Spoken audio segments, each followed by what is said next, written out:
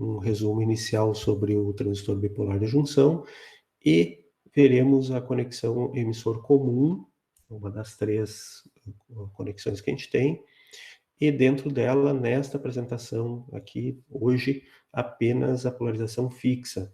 A polarização do emissor e por divisor de tensão e mais algum outro circuito vai ser visto na parte 2, na sequência.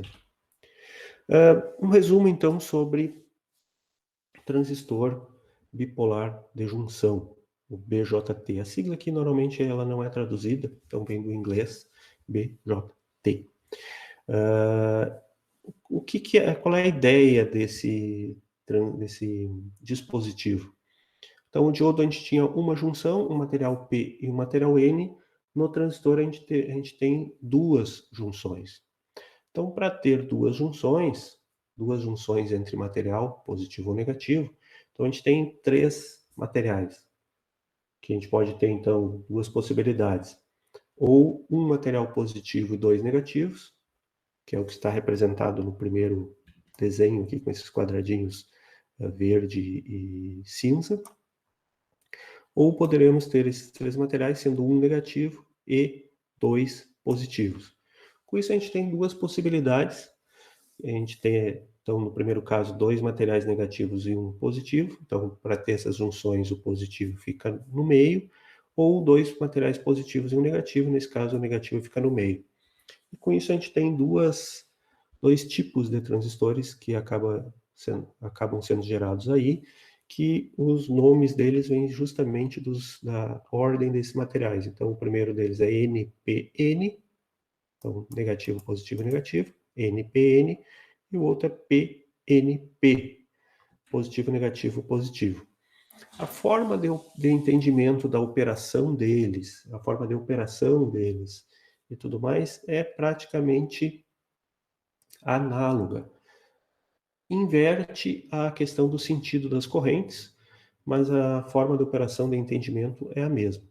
Então, ali tem o símbolo do transistor, ali abaixo, do desenho dos materiais. Então, aqui está o símbolo clássico de um transistor bipolar de junção, do tipo NPN, e do lado ali um tipo PNP.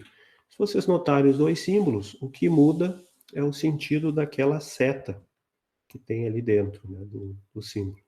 Então, tem uma setinha, muda isso. Essa seta, ela indica o sentido convencional da corrente em um dos terminais do transistor. No caso, o transistor, então, ele tem 3 terminais, normalmente representado pelas letras B, C e E, que é a base, coletor e emissor. Essa seta no símbolo do componente é sempre no emissor e representa o sentido da corrente, sentido convencional de corrente neste terminal. Então, no caso do NPN, a corrente sai pelo coletor, sentido convencional, e no PNP a corrente entra no emissor. Então, NPN, a corrente sai no emissor do dispositivo e entra nos demais terminais. Então, NPN terá a corrente entrando na base e entrando no coletor. Essas 2 correntes juntas saem no emissor. PNP, a corrente entra pelo emissor e sai uma parte pela base e uma parte pelo coletor.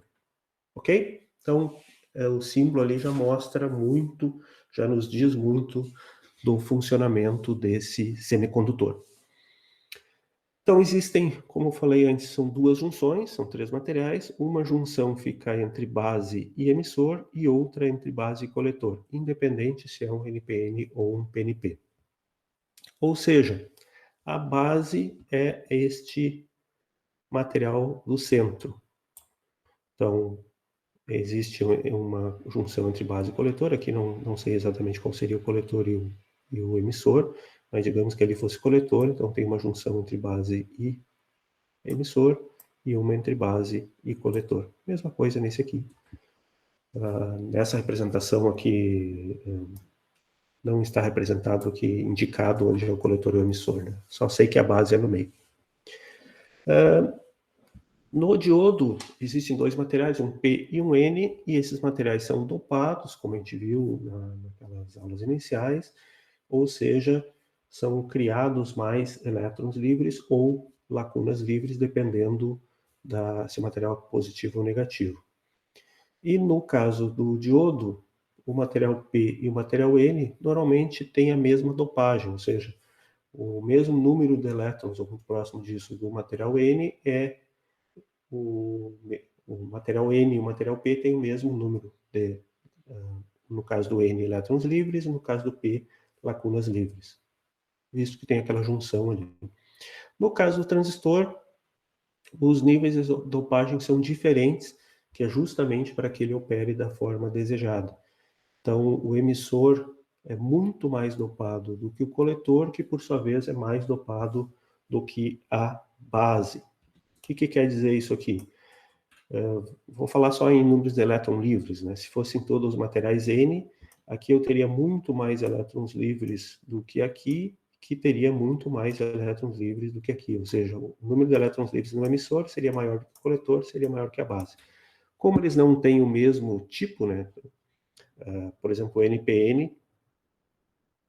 NPN, a base é positiva, então isso quer dizer que o número de elétrons livres do emissor é muito maior que o número de elétrons livres do coletor, que é muito maior do que o número de lacunas livres da base, visto que a base seria positivo no caso do NPN. E além disso, eles não possuem o mesmo tamanho. Então, o tamanho daqueles materiais, aqui está representado, os três estão representados pelo mesmo tamanho, mas não seria dessa forma. O coletor tem um tamanho físico muito maior do que o emissor, que por sua vez é muito maior do que a base. Então, verifica-se que não é o material mais dopado que é o maior. Tem uma inversão aqui entre coletor e o emissor nessa questão de mais dopado ou maior. Então, isso também é devido ao princípio de funcionamento desses dispositivos. Ok. Aqui tem uma representação, novamente, dos desenhos do símbolo do NPN e do PNP e algumas relações importantes em relação às correntes nesses dispositivos. Então, aqui está indicado com essas setas vermelhas os sentidos das correntes.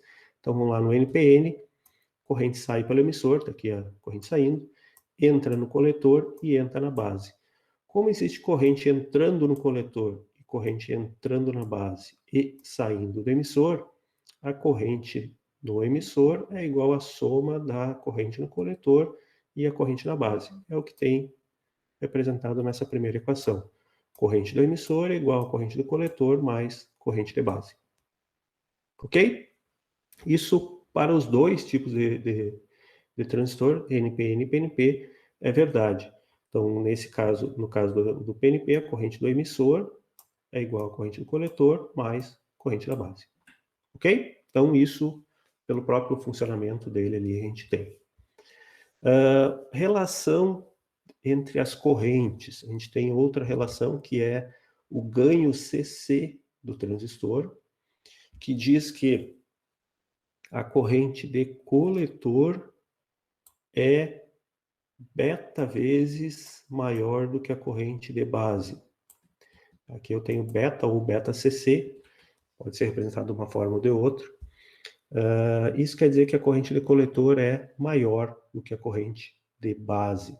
Já vou falar um pouquinho, voltar para essa equação, para essa relação, mas só vou chegar na terceira equação, juntando essas duas primeiras, do emissor é igual a beta mais 1 vezes a corrente corrente de base. Então, as três equações ali. Por que a corrente de coletor é maior que a corrente de base? Isso teria que verificar o princípio de funcionamento do circuito, mas como a base é pouco dopada em relação aos outros dois terminais, então, na verdade, como a gente precisa polarizar aquelas duas junções, é o que está escrito aqui embaixo, né? Os transistores BJT operam sempre que houver polarização direta da junção base-emissor e reversa da base-coletor. Então, como é que funciona? Aí ali a condução do dispositivo depende desses dois potenciais, dessas duas polarizações. Como que funciona isso? Vamos pegar o NPN como exemplo.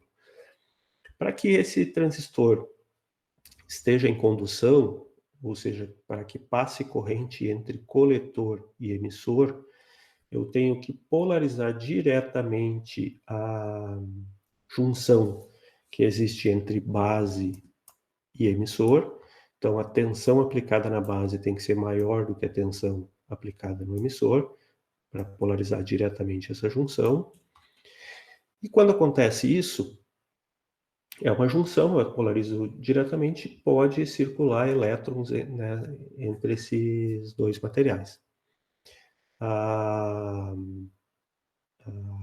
O sentido real da condução de elétrons seria entre emissor e base. Como o emissor, então, poderia passar corrente no sentido real entre emissor e base. Podia circular corrente aqui através do circuito de polarização, né, que é a fonte que está polarizando essa junção. Como o emissor é mais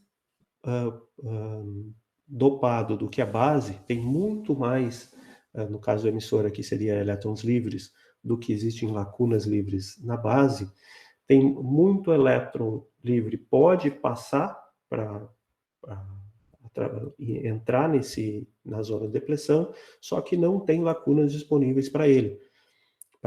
Então eles ficam ali dentro da zona de depressão, fica cheio de elétrons livres ali e não conseguem passar para a base. Alguns passam, mas muitos ficam ali. Então é como se aquela região ali ficasse cheia de elétrons livres. Quando vocês polarizam reversamente a outra junção dele, que é entre coletor e base, ou entre base e coletor, ela é reversamente polarizada, o que acontece é que a polarização reversa entre base e coletor quer dizer que eu não consigo que os portadores majoritários desta região base, que seriam os positivos, passem para o coletor. Mas eu estou com aquela região cheia de elétrons, por causa da outra polarização, então eu tenho um monte de elétrons ali que conseguem passar para vencer essa junção e passar para o coletor. Então, na verdade, tem alguns elétrons que acabam saindo do emissor, vão ali para aquela região intermediária, e devido a outra polarização, elas acham um lugar que elas podem ir, que é para o coletor. Então, existe, e o coletor também é bastante dopado, bem mais do que a base, menos do que o emissor, mas é bem dopado. Então, tem uma possibilidade grande de elétrons irem do emissor direto ao coletor. Ok? Então, através de uma polarização base-emissor direta e base-coletor reversa, a gente tem a possibilidade de condução entre emissor e coletor. Isso tudo no sentido real da corrente, sentido convencional, que é o que está indicado nesse slide. A gente já vai ver como que a gente resolve um circuito com isso. No PNP, é basicamente o mesmo processo, só que correntes no sentido inverso e polarização, a polaridade das fontes aplicadas ali invertida. Eu não vou falar disso agora, até para não complicar mais um pouco, né? E outra coisa, entre base e emissor, a gente tem como se fosse um diodo. Então, a queda de tensão que existe entre base e emissor, se a gente estiver trabalhando considerando silício, seria de aproximadamente 0,7 volts. E daqui a pouquinho vamos voltar nisso também. Possibilidades de configurações desses transistores. A gente pode aplicar o conceito de quadripolo, onde a gente tem uma caixinha preta ali, no caso do desenho, uma caixinha azul, que tem 2 terminais de entrada e 2 terminais de saída. Então, o que ocorrerá com a parte de saída depende do que é aplicado na entrada.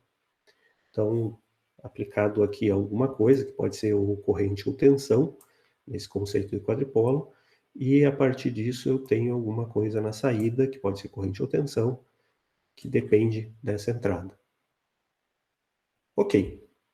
Aplicando esse conceito, eu preciso 2 terminais de entrada, onde eu aplico alguma coisa, algum sinal, e tem que ter 2 terminais na saída, onde a gente aproveita esse comando que vem da entrada.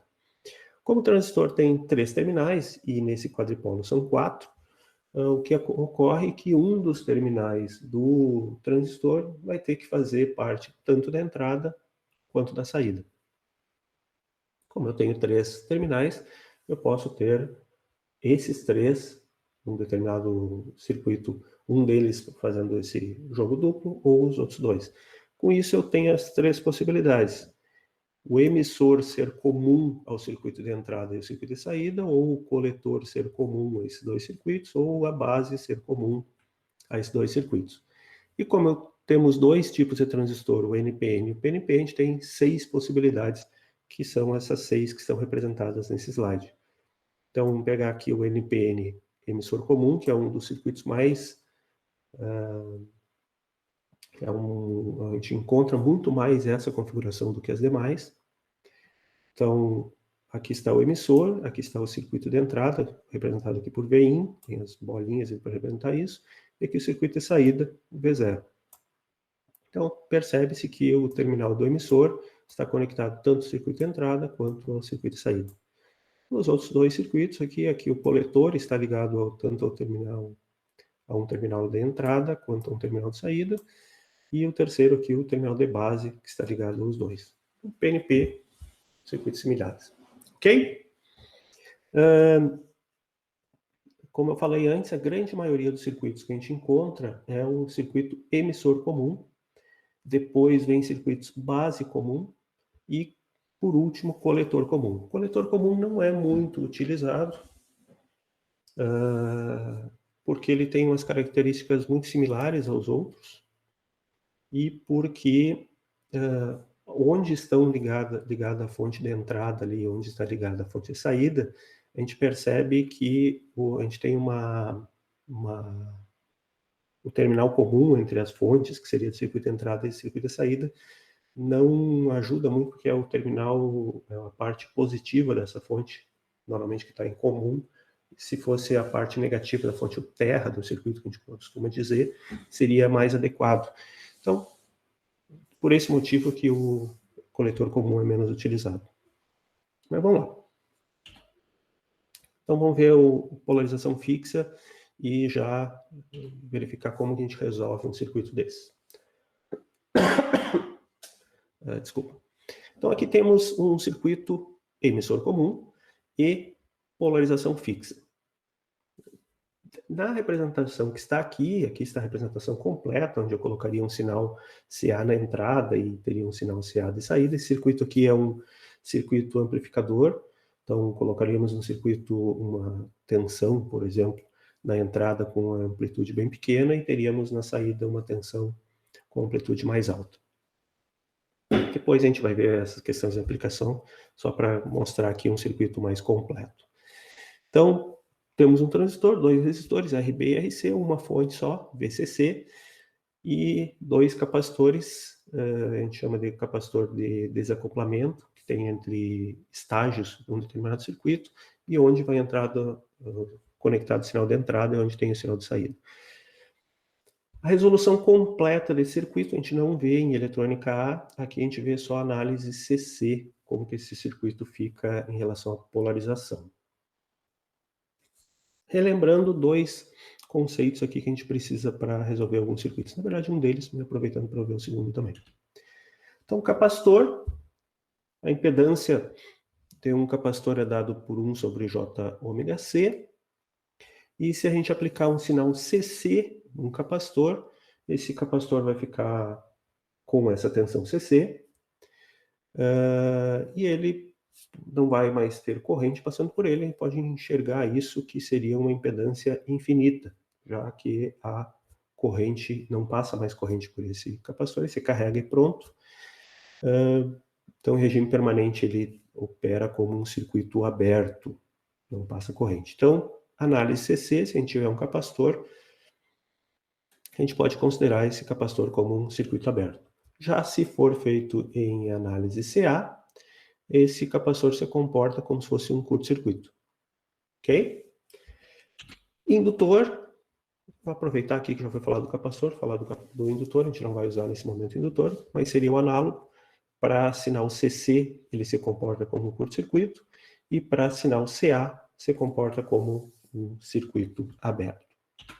Então, aqui a gente tem dois capacitores. Então, análise CC, que é o que a gente está fazendo, o capacitor se comporta como um circuito aberto, então eu posso abrir aqueles dois capacitores ali. Com isso, eu desacoplo aqui, eu separo aquele sinal que vinha lá, que eu chamei antes de sinal de entrada, e também desacoplo o sinal de saída. Eu fico só com essa parte central aqui, que é o que está representado na direita. Então, aquele circuito fica ali com daquela forma. Uma dúvida que às vezes os alunos têm aqui, a forma que normalmente é encontrado esses circuitos, que é a fonte de tensão representada só por uma bolinha, né? Então, como eu passo disso para a representação mais tradicional? Então, a primeira coisa que foi feito aqui, o circuito bem da esquerda é o mesmo que estava no slide anterior. Então, só vou trocar a representação de forma diferente. A primeira coisa foi só separado aqui os dois resistores, visto que eles vão virar o circuito de entrada e o circuito de saída, então já separo.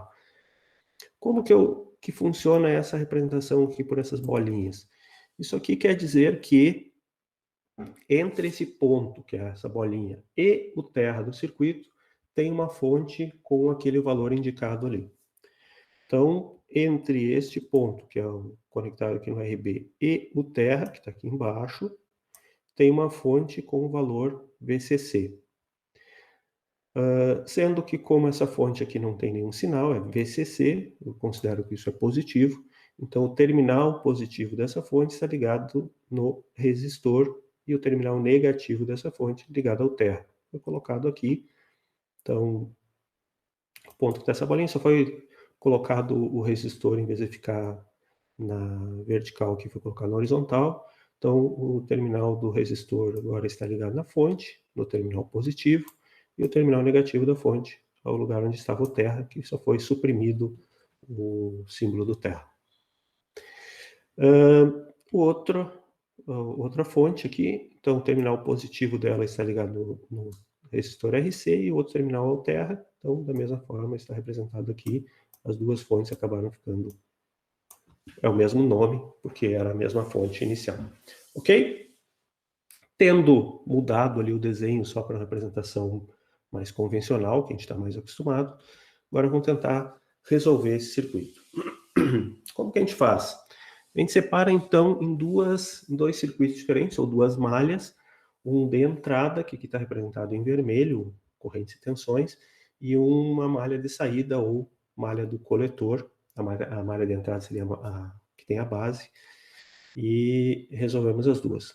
Por que eu não falei do emissor? Porque esse circuito é emissor comum, então o emissor faz parte tanto do circuito de entrada, que seria esse aqui, quanto do circuito de saída, que seria esse aqui. Ok? Agora vamos resolver a malha de entrada apenas. Então, malha de entrada, que está representada de novo, tirei a representação da malha de saída para não incomodar. Então, tem uma corrente que vai circular nesse circuito e tem ali a tensão entre dois terminais do transistor. O terminal da setinha, novamente, é o E, sempre o E emissor. O terminal que está ligado ali naquela parte reta, um pouco mais grossa ali, é a base. E o outro terminal lá é o coletor. É uma coisa que eu não falei antes, esse círculo em volta do símbolo do transistor aparece, tá? Ele pode ser com ou sem esse círculo em volta dele. Ok, então, resolvendo o circuito, escolho aqui qualquer sentido dessa corrente e resolvo o circuito. Se ficar positivo essa corrente, o sentido que eu escolhi está correto. Se ficar negativo, o sentido está errado, daí eu só inverto. E ali tem a tensão VBE. Eu já escolho o sentido que realmente irá conduzir, visto que o positivo da fonte ali está em cima, né? Então, resolvendo essa malha, então vamos lá, aqui eu estou vindo por aqui, menos VCC, Chego no resistor, a corrente está no mesmo sentido que eu estou seguindo, então IB vezes RB. Chego nessa tensão sobre o transistor, eu chego na base, então é mais VBE. Cheguei aqui no emissor e acabou o circuito. Então, igual a zero. Então, está aqui essa equação. Então, de novo, menos VCC mais IB vezes RB mais VBE igual a zero. Ok? Essa é a grande dificuldade, digamos assim, de resolver o circuito de entrada. Verificar qual é o circuito de entrada e depois resolver uma malha que será talvez um pouquinho mais complexa do que essa aqui. No pior caso, aqui está nesse circuito é um pouquinho mais simples, não tem alguns componentes, alguns resistores que pode ter no outro circuito. Aqui só foi isolado o valor da corrente de base, que normalmente é isso que a gente resolve para o circuito de entrada do transistor. Então, a gente calcula qual é a corrente que circularia na base dele. Então, ali só é a tensão de alimentação, VCC, menos a queda interna do transistor, como se fosse a queda de um diodo, VBE, dividido pelo valor da resistência de base, RB. Ok? Ali só foi trocado, então, a tensão VBE para 0,7, que normalmente a gente considera isso, exceto em um outro caso que é dito que o transistor tem uma queda entre base e emissor, valor diferente de 0,7. Normalmente a gente considera 0,7, e normalmente é isso que os livros e outros materiais consideram também. É o mais comum. Resolvemos o circuito de entrada. Agora a gente vê a relação que existe internamente no transistor, que a gente chama de ganho decorrente do transistor ou ganho CC do transistor, que é o tal do beta CC. Esse beta é a relação, a razão entre a corrente de coletor e a corrente de base, ou seja, corrente de base, ou melhor, ou seja, corrente de coletor igual a corrente de base vezes o beta do transistor. Então, anteriormente foi resolvido o circuito de entrada, onde foi determinado o valor de corrente de base. Agora, calcula-se a corrente de coletor multiplicando essa corrente de base por um fator beta. Então, multiplica ali, por exemplo, um beta típico de transistores é 100. Então, digamos que a corrente de base deu 1 miliamperes, então a corrente de coletor seria 100 miliamperes. Esse valor de beta de 100 é bem comum para transistores de sinal. São os transistores para potências mais baixas, que normalmente a gente usa na disciplina. Alguns transistores, o beta varia ali de uns 80 até uns 230, 250, depende um pouquinho do transistor e também do lote dele, já tem uma variação entre lotes, entre o transistor. Então, mas por ali. Então, o beta, existe transistores com beta menor, digamos 10, 20, tem isso, principalmente quando a potência é mais alta. E esse de sinal, o valor típico é 100 vezes. Aqui também tem a equação, se quisermos calcular qual é a corrente de emissor, seria esse valor de beta mais 1 vezes a corrente de base. Então, olhando essas duas equações, percebe-se que a corrente de emissor é maior do que as outras duas, mas é ligeiramente maior do que a corrente de coletor. É bem maior do que a de base e ligeiramente maior do que a do coletor. Se o beta for 100, por exemplo, que eu falei antes, a corrente de coletor seria 100 vezes a corrente de base e a corrente de emissor seria 101 vezes a corrente de base. Então, emissor e coletor são bem próximos. Inclusive, em algumas análises, a gente considera que elas são iguais. Ok. Então, a gente resolveu o circuito de entrada, achamos a corrente base. A partir da corrente base, a gente determinou o valor da corrente de coletor. E agora, a gente resolve a malha de saída, indicada aqui nessas setinhas verdes. Então, interessa aqui a tensão entre dois terminais do transistor, que está na malha de saída, que é a tensão entre os terminais coletor e emissor, tensão VCE. E aqui tem indicado a corrente que circularia no circuito de saída, então corrente de coletor. Ok? Que eu já sei o valor dela, né? Mas através da etapa anterior. Então, nessa malha aqui, indo pelo sentido da corrente, indicado ali, então menos VCC mais IC vezes RC mais VCE igual a zero. Então está aqui a equação.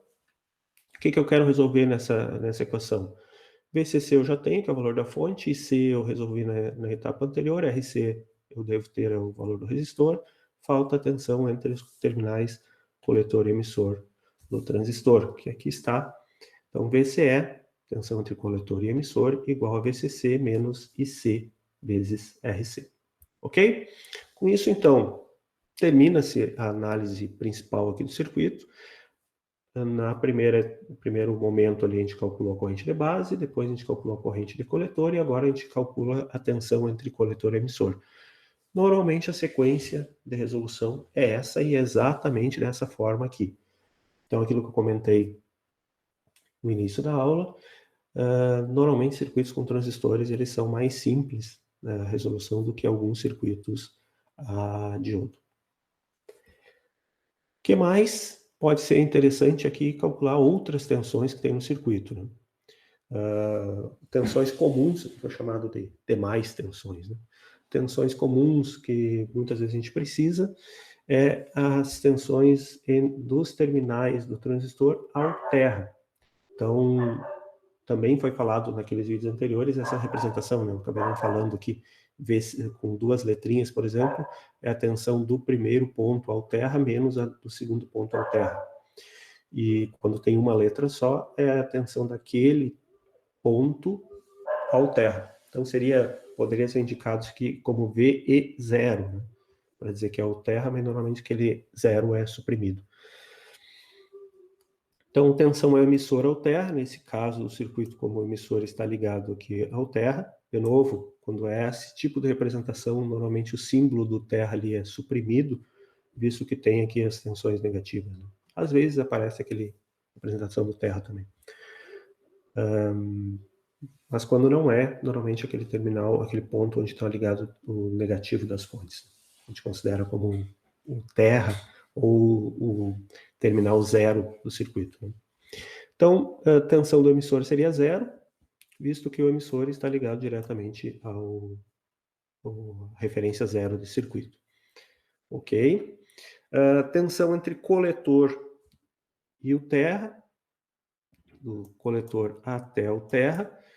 Como o emissor está ligado ao terra, então poderia dizer que VC é igual ao VCE. Então, quando eu estou relacionado à terra, eu posso ir procurar o circuito num sentido ou do outro, né? O que eu quero dizer com isso? Eu estou procurando essa tensão, posso vir por aqui para ir até encontrar o terra, ou eu posso ir pelo outro lado até encontrar o terra.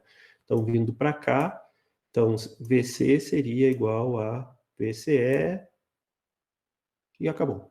Então, VC é igual a VCE. Poderia ser VCE mais VE aqui, né? Se o emissor não tivesse ligado direto ao terra. Ou posso vir para cá. Então, esse VC tem o ICRC mais o VC é igual a ICRC mais o VCC, né? Na verdade, menos ICRC, já que eu estou indo no sentido contrário da corrente aqui, né? Mas seria então, está vindo do terra até o VC, que talvez fique mais fácil. Então, VC é igual a menos VCC mais ICRC e tal. Como que é o que foi colocado aqui, né? Como lá eu tinha VCE, eu posso dizer que isso aqui também é igual ao VCE, que na verdade é aquela equação que eu tinha antes também, né? O cálculo do VCE. Falta a terceira, que seria a base ao terra, então desse aqui até o terra, posso considerar por esse lado, então VB seria igual a VBE. Ou VB igual a VCC menos aquela queda de tensão ali no resistor, VCC menos IBRB. Então, um lado ou pelo outro lado, tanto faz, como quiserem calcular. Ok? Então, essas aqui seriam as demais tensões do circuito para serem determinadas. Com isso aqui, a gente resolveria o circuito sem maiores problemas. Vamos ver aqui só mais o que faltou. Ah, sim. Faltou ali a tensão. Muitas vezes a gente quer também a tensão entre dois terminais do transistor. Aqui eu já tinha a tensão entre base e emissor, já tinha a tensão entre coletor e emissor, faltou aqui entre coletor e base. Então, tensão entre coletor e base, ela pode ser determinada entre a tensão de coletor menos a tensão de base. Essa VC em relação ao terra, essa aqui também em relação ao terra, eu teria a relação entre as duas.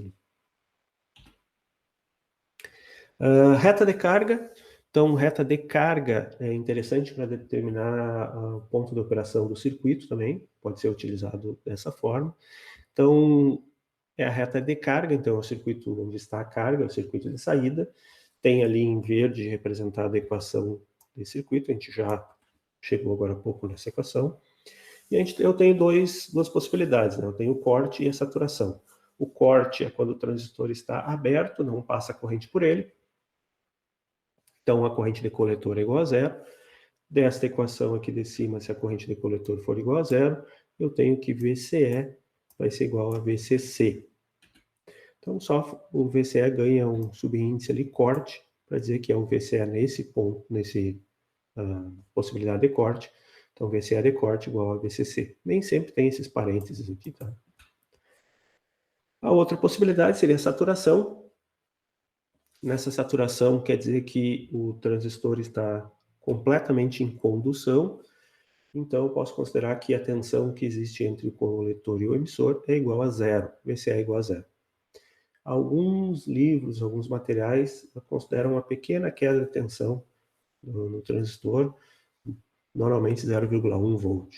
Então, aqui a gente vai considerar zero, mas se vocês forem estudar para algum livro e tal, olharem, pegar algum exercício de resolução e depois forem olhar o resultado, pode ser que esteja um pouco diferente, justamente por essa questão de considerar o VCE igual a zero ou a 0,1. Se eu não me engano, na lista de exercícios também tem algum exercício assim, daí é só verificar lá na resposta, vai estar VCE igual a 0,1. Então, bem, nesse caso foi considerado que há essa tensão de saturação. Mas vamos considerar zero aqui. Então, VCE é igual a zero, daquela equação lá de cima de novo. Isso aqui é zero, eu resolvo quanto vale o IC. E eu chamo de IC de saturação, seria a máxima corrente possível nesse circuito. Nesse caso, igual ao valor da fonte de alimentação, VCC dividido pela resistência de coletor, RC. Então, tem esses dois pontos. Que pontos são esses? Que seria a corrente igual a zero e a tensão de corte, e o outro é tensão igual a zero e a corrente de saturação. Então, é possível representar aqui no gráfico esses dois pontos. Então, está aqui o VCE de corte, corrente igual a zero e a tensão de corte, e aqui a corrente de saturação e tensão igual a zero. Se a gente plotar essa reta de carga junto com a curva característica do transistor, aqui não está a curva, né, está só a reta de carga, onde eles se encontrarem, a gente tem o ponto de operação. Seria o ponto quiescente, o ponto Q.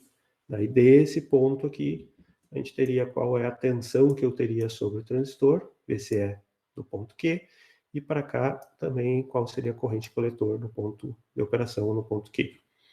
Similar ao que foi feito reta de carga nos diodos. Aqui esse método é usado bem mais do que no diodo, o transistor.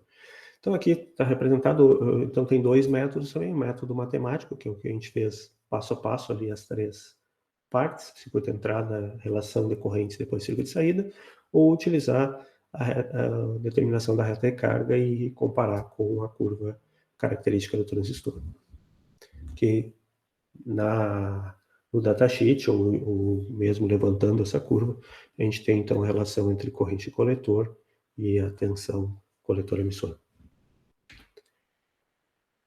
Ok? Circuito CC ou DC equivalente, que é um resuminho, né? Então, os capacitores a gente considera um circuito aberto, eventuais fontes alternadas que estejam ligadas no circuito, como a gente está fazendo análise só da tensão contínua, essas fontes CA têm 0 volts contínuos, então essas fontes virariam um curto-circuito, tem 0 de tensão contínua ali, e a gente calcula, aqui também as correntes, corrente base, corrente coletor e corrente emissor, naquele exemplo anterior, numérico, teórico ali, não foi calculada a corrente do emissor, não poderia ter sido calculado, foi colocado inclusive a equação para ela, né? Depois calcula-se o VCE, que seria a malha de saída, e depois sempre é interessante a gente obter essa reta de carga, VCE de corte e corrente de saturação. Uma coisa que é interessante obter essa reta de carga é, mesmo que a gente não tenha acesso à curva do transistor, é interessante obter essa corrente a reta de carga pelo seguinte: vocês resolveram ele matematicamente, acharam, vou só voltar aqui, acharam qual é a corrente de coletor do transistor, acharam qual é a tensão de coletor emissor do transistor, que deve ser o ponto de operação do circuito, beleza. E aí a gente resolve a reta de carga também. Temos aqui uma reta de carga.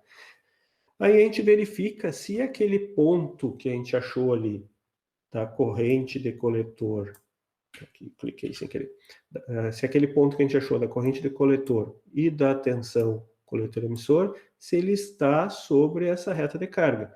Se aqueles valores que a gente calculou estão por aqui, por exemplo, bem longe da reta de carga, alguma coisa está errada. Como a obtenção da reta de carga é simples, então provavelmente o que vocês erraram foi alguma coisa do restante do circuito. Então é interessante determinar a reta de carga até para verificar se aqueles valores encontrados na parte matemática, análise matemática, fazem sentido. Aqui tem um exercício para vocês fazerem. Aqui eu não vou resolver ele aqui. É só numérico. Eu acho que não tem aqui o resultado dele, mas seria interessante que vocês fizessem, resolvessem esse circuito. Eu posso colocar depois o resultado lá nos materiais sem problema. Então, para estes valores aqui, resolver dessa forma como está no slide anterior aqui, o slide 30. Então, resolver qual seria o valor das três correntes no circuito, qual seria o valor da corrente de base, da corrente coletor e da corrente de emissor, e também da tensão coletor-emissor, e depois fazer a questão da reta de carga e verificarem essa análise. Ok, pessoal? Aqui eu acho que agora só tem as referências, isso aí. Então, de novo, esses materiais normalmente são baseados nos materiais anteriores dessa disciplina. A gente sempre vai mudando alguma coisa. Nos principais 2 livros base, que é o livro do Malvino e o livro do Bollestad, e também alguma coisa dos materiais de microeletrônica,